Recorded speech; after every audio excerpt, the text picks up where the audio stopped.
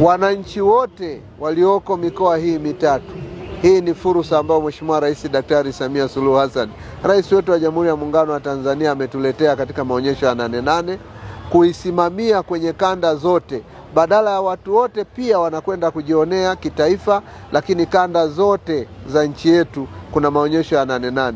Sisi kanda ya kaskazini inayosimamiwa na wakuu wa mikoa watatu hawa niliowataja, ni fursa kwa Watanzania watembelee maeneo haya, sio tu kuja kutembea kama kuona siku ya 88, lakini kuna kitu wataongeza katika thamani ya shughuli wanazofanya. Tutoke hapa twende huko, tu add value kwenye shughuli zetu.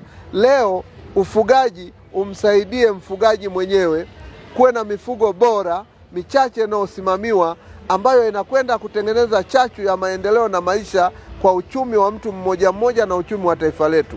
Leo kwenye kilimo tunaenda kuongeza thamani ya mazao yetu kwa kupata tija, na ikiwezekana Tanzania yenyewe kwa mwongozo mzuri na maelekezo ya Mheshimiwa Rais kuhakikisha sisi tunapeleka mazao yetu nje ya nchi. Leo nchi ya Kenya imefungua soko. Ndio maana naweza kuona wafanyabiashara wa ndani ya Tanzania wanapeleka mahindi, wanapeleka maharage, wanapeleka dengu, wanapeleka choroko, wanapeleka mchele nchi ya kwenda Kenya pamoja na Uganda, wakitoa hapa kwetu Tanzania. Fursa iliyoko 88, njoo jifunze, uongeze thamani kwenye hayo maeneo. Mheshimiwa Rais ameshafanya kazi yake, Daktari Samia Suluhu Hassan, kuja kutuonyesha kwamba Watanzania njooni, elimu ya kutosha iko 88.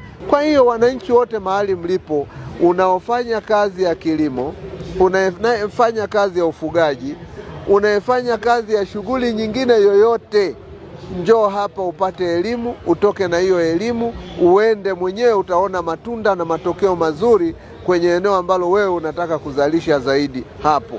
Kwa hiyo maonyesho haya yamewekwa makususi kwa ajili ya Watanzania wote, na ndio maana imesogezwa kwa ukaribu kwenye kanda, ili usije ukasema mimi nakwenda Dodoma ni mbali, mimi nakwenda sijui mkoa gani ni mbali kitaifa.